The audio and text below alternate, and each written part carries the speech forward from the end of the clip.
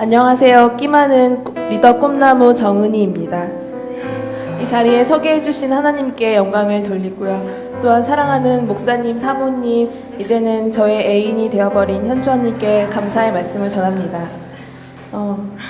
지금까지는 제가 잘했던 것, 하나님께서 저에게 감권적으로 보이셨던 기적들만 이야기했었는데 오늘은 제가 얼만큼 어려웠고 또 어떻게 그 어려움을 극복했는지를 이야기하려고 합니다. 처음 취업했을 때는 정말이지 날아갈 것만 같았습니다. 한 3주 정도는 정말 편하다고만 생각했었고, 근데 웬걸 평가인증이라는 엄청난 재앙이 다가왔습니다. 한 달에 25번의 출근과 20번의 야근, 새벽 1시에 퇴근하는 것은 다반사였고, 월급은 대부분이 교통비와 저녁 식사비로 나가서 지갑은 비어가고, 심지어 주일에도 오전 예배만 드리고 오후에도 출근하는 일이 빈번하게 있었습니다. 원래는 예배에서 하나님의 임재가 감격스러워서 눈물이 나야 되는데 그때는 너무 힘들어서 예배 시간에 내내 눈물만 흘리기 일쑤였습니다.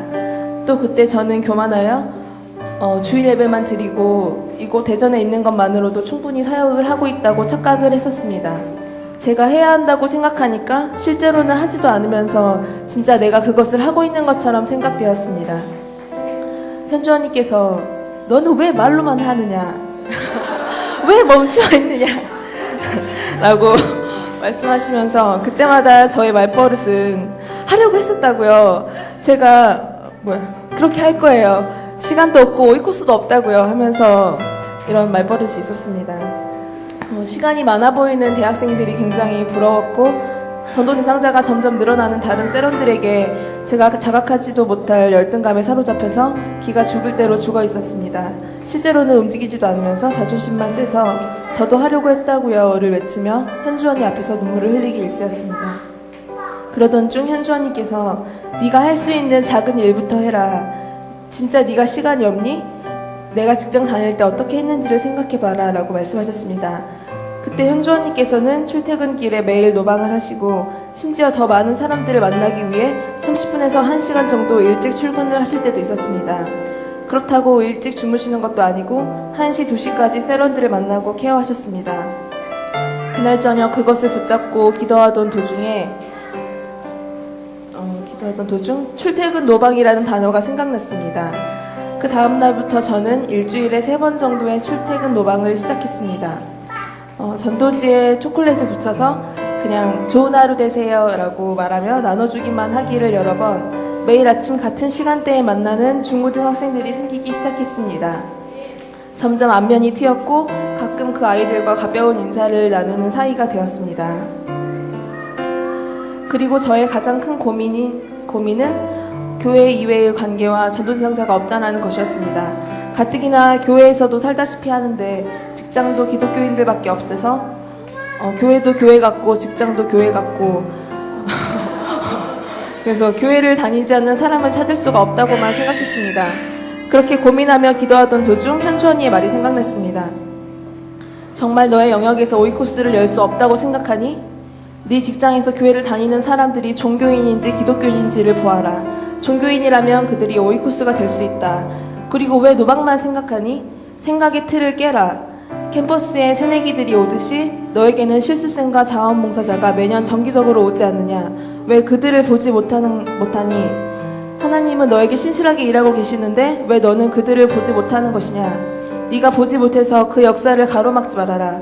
우리 교회가 대전대 우송대만 품는 것이 아니라 대전 지역 전 캠퍼스를 품을 것인데 그곳에 너를 사용하실 것이다. 저는 이 말을 붙들고 계속적으로 기도했더니 제 마음에 들어오는 단어는 자봉이었습니다. 바로 가만히 있어도 찾아오는 자원봉사자들을 오이코스로 삼아야겠다는 마음이 들었습니다. 또한 그럭저럭 교회를 잘 다닌다고만 생각했던 선생님들이 알고 보니 시간 날 때만 교회를 가는 종교 생활에 젖어 있는 경우가 많았고 매일 아침 큐티를 하는 저를 보시고 먼저 다가와 신앙 상담을 해오는 자원봉사자와 선생님들이 생겼습니다. 계속 직장을 위한 기도를 하던 중 하나님께서 문득 큐티 모임이라는 단어를 주셨고 팀장님과 다른 선생님 한 분과 큐티 모임을 하게 되었으며 그분들은 지금 저를 셀장이라고 부르며 큐티 팀장님이 나이가 지금 32이신데요. 저한테 셀장님이라고 하시더라고요. 그래서 그래서 큐티 모임 때마다 자신들의 삶을 오픈하며 풍성한 나눔을 하고 있습니다.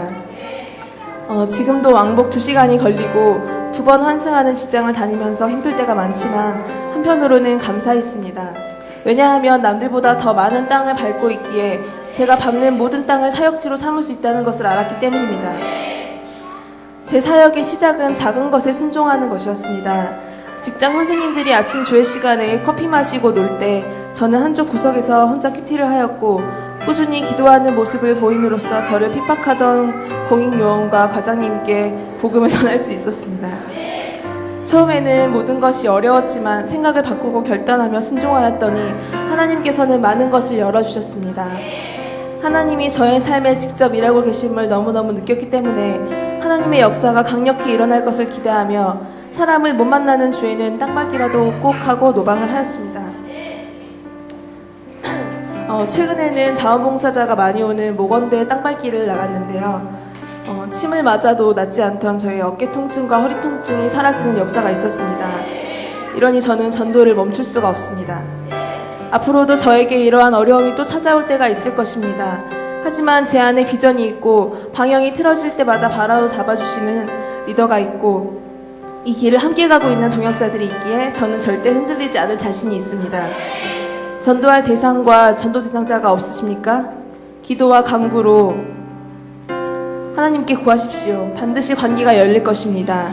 때로는 제가 전도한 사람들이 마음처럼 잘 정착이 이루어지진 않았지만 이상하게도 좌절감이 들지 않았습니다.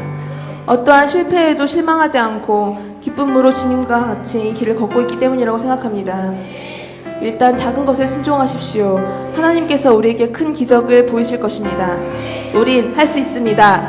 아멘.